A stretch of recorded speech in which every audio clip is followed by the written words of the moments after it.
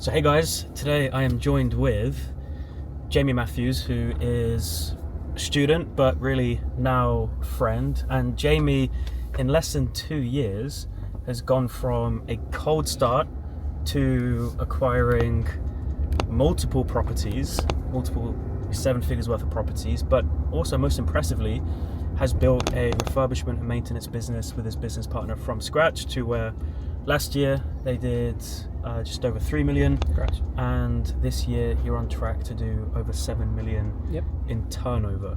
So in this video we're just going to talk about Jamie's journey and how he's done it. So I guess, Jamie, start off by giving us an insight into when we first spoke and first met and you kind of first started with our training, or like I say, less than 2 years ago. Where were you at personally, professionally, your finances, mentally, to kind of set the scene? Yeah, no, perfect. So when we first met, we actually met by talking on Instagram. I sent you a Instagram DM and I was genuinely right at the beginning where I knew nothing. And I mean, I remember the conversation. I asked you how best to raise finance. And I can see people ask you that a lot. And I remember you sending me a voice note back, and that's basically where it kind of started with my introduction to yourself. But personal finances, I had nothing, and I mean nothing. I was Less than nothing? I was going to say, I went through my overdraft. Okay. I was in debt to payday loans, Wonga, all of the Amigo, the lot of them. I was rinsing them every month just to eat and then get more loans to pay off the loans in this horrible cycle. I had some experience in property in terms of free education, all of the stuff that I got online on YouTube for free, which is great, but I had no implementation and no experience in the game. And also, someone who's never been in business growing up or even had exposure to it, I had no connections, no friends, no family that had even touched business on this side of the world. So it was a bit of an eye-opener when I started to just asking you questions about property. And so you were in the military. 10 years in the military. And you'd come out of the military. Yep. Wanted to get into property. Yep. And then we can talk through how you did it, but let's fast forward to now. Well, first of all, we're in your new G-Wagon. Yep. So My beautiful Jew. congratulations on that. Thank you. And kind of the business at the minute. So just give us a very brief overview of the businesses you have, the acquisitions you're doing on the property side, and what that looks like. Okay, so on the investment side, we are mainly trying to acquire new HMOs at the moment. That is due to, we started off with a few buy-to-lets, and don't get me wrong, that's probably one of the most safest options that you can do. But we're now going down the HMO route just because we like the cash flow aspect of it, and also it's very good for, well, just ROI in general. And at the moment there's a big push in the UK and the UK government for social housing and handing your properties over to people like Circle or Mears. So that's our main goal for this year, is we're going to be trying to acquire four properties, or 3 or 4 properties a month. And what we're doing to acquire them is we're raising finance, and we're essentially bootstrapping all of our profit and revenue that we're making within the maintenance and refurbishment company to be able to acquire that and make that achievable. In terms of the refurbishments, we're currently operating across the UK. We've got a couple of big contracts. The main contract is a £17.5 million contract over 3 years. That's to renovate all of the property purchases that they're doing throughout the year. They're trying to aim for 100 a year. This year they've just fell just short of that, of around 80. However, that's still more than enough properties for us to refurb. We've currently got just under 50 on the go right now, and another 20 in the pipeline coming up over the next couple of months. And then maintenance, we have a fleet of vehicles across the UK. Some of our biggest customers are the likes of Countrywide, one of the biggest lettings agents in the UK as well. So that's very much a service-based business. Yeah. That's where the cash flow comes from. Yeah, correct. Yeah. That's where the big margins are. Some people hear me talk about the perfect property business I talk about, where you've got the cash flow vehicle and then you've got the wealth building investment vehicle. And so you've kind of figured out both of those, where you're on track to acquire 1 property a week and then also doing several seven figures with the service-based business of maintenance and then handling refurbishments for these big funds. Yeah. How important has learning the skill we've been able to raise finance from private investors been when it comes to building up the investment side? It's probably one of the most important things, because at the end of the day, it's all about capacity, and finance is a very finite thing. It runs out very, very fast in the property game.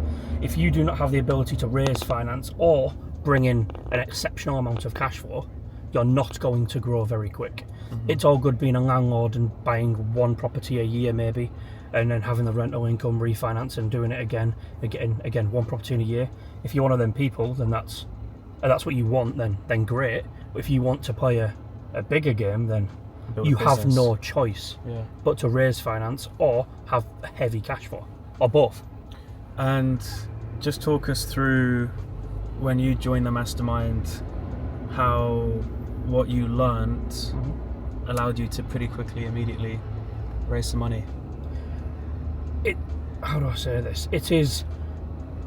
There was a lot of the things that you get taught that, and you'll probably agree to this yourself, you can learn a heck of a lot online for free. I'm not going to sit here and say that it's all education non-stop, but then when you get to these type of masterminds, like, you learn the stuff that you've learned, so it kind of gives you that reassurance that you're on the right track. But then on top of that, it's the friendships and the network that you build and the doors that get opened from having friends with, like, people like you, for example. Because I am now surrounded by you, and it bloody irritates me that you're a younger lad who's absolutely dominating me in success.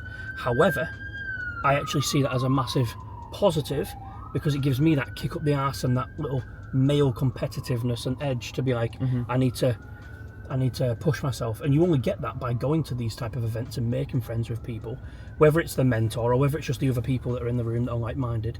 And then also another thing is a massive mindset shift. I always say this, it's whenever you're around people who are broke all the time, and no offence to them, but everyone's then broke. In your mind, everyone's broke, and there's no money anywhere, and everyone's broke, there's a struggle for money.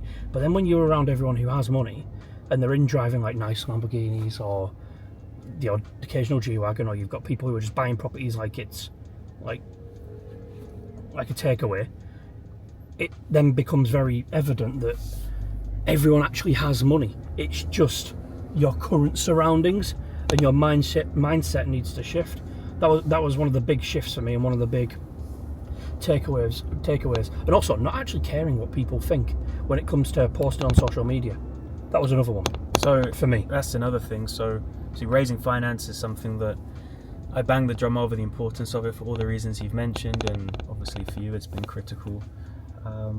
Another thing is obviously building a cash flow business, which you've done, and then also the power of building a brand.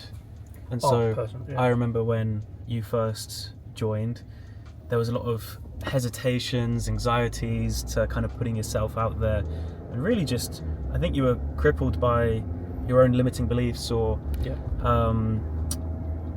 maybe insecurities, but definitely limiting beliefs, things that you believed about how people were going to judge you, etc. Now that obviously we've kind of you've worked through those and overcome those limiting beliefs, and you started to build your brand and put stuff out there, how much opportunity has this kind of opened up for you? I never thought that I would get as many messages as I did of positive feedback, or people asking for help. Like, don't get me wrong, there's always people who come out of the woodwork who you don't necessarily want to help, because they're maybe people from your past that you maybe don't like, or someone who bullied you in school, and then they come back to you later on in life and they're like, oh, how can you help me? It's like, oh, how the times have changed. However, it's now, a big thing for me is how it's all changed, with people messaging me saying, like, well done. I'm getting more positive feedback than I actually thought. I thought it was going to be a lot more negative. Now, don't get me wrong, you get the occasional negative, you know more than anyone. But what kind of opportunities is it? Oh, okay, presented? Right. So for me, for example, I get a lot of people now asking me to mentor them. I get a lot of customers saying, oh, can you come and do refurb on X, Y, and Z? or they just ask me for general business advice. I get a lot of contractors now coming to me and saying, how did you manage to do what you've done? Because a lot of contractors' bottleneck is that they're always on the tools, or they're struggling to grow their company because they're not able to get off the tools and become more of a director rather than a tradesman. So I've had opportunities to travel abroad, I've had opportunities to enjoy my life and spend a bit of money. Now I'm doing social media, I'm getting a lot of people coming to me saying, do you want to come and film this with me and film it, like you now, for example. So raising capital has been massive. A benefit from social media and building your brand. Yep. Kind of hiring and kind of expanding your team, and that's been a big thing. Expanding your networks. You're saying you have people reaching out to you that want to collaborate with you, meet up, etc. So now you're starting to surround yourself with better people. And just to touch on the raising finance part, I now no longer, because I know there's a bit of a limiting belief with a lot of people who are just starting out that raising finance. Why would someone give me money because I don't have any experience, or I don't have any experience or proof? I've now got to the point where I'm relatively lucky in the sense of I've proved it. However, but because I've been documenting the journey, I actually no longer have to prove it. A lot of the time people will just look at my Instagram and go, good enough for me. Yep. So final question. For those that are listening to this that are maybe in a similar situation to what you were a little under 2 years ago, at the very start of your journey, you don't know what you don't know, the thought of maybe making an investment in yourself, it's not an easy decision. It's comes with a bit of anxieties, hesitations. What would you say to those people, again, if you were to think of yourself a couple of years back? Honestly, one is start now rather than waiting, and stop thinking of reasons to I'll start next week, or I'll start as a New Year's resolution. That's all the bollocks. I'd say just start now, and by doing that, or how to do that, I'd say that you need to consume every single bit of free content that you possibly can, whilst cutting some corners and getting around people who are actually in the game, who have already made the mistakes that you've made. If you have to pay to be in them rooms, this is not me trying to sell you anything. I'm going to continue to pay to be in the rooms. That's what I'd advise doing, is getting around the people who have done it, people who've made the mistakes, people who you can become friends with. Surround yourself with the right type of people, while still consuming all of the free education and the paid education as well. And get yourself out there and just do it. Go to networking events. For me, I'd say the biggest thing is getting around people, or different people.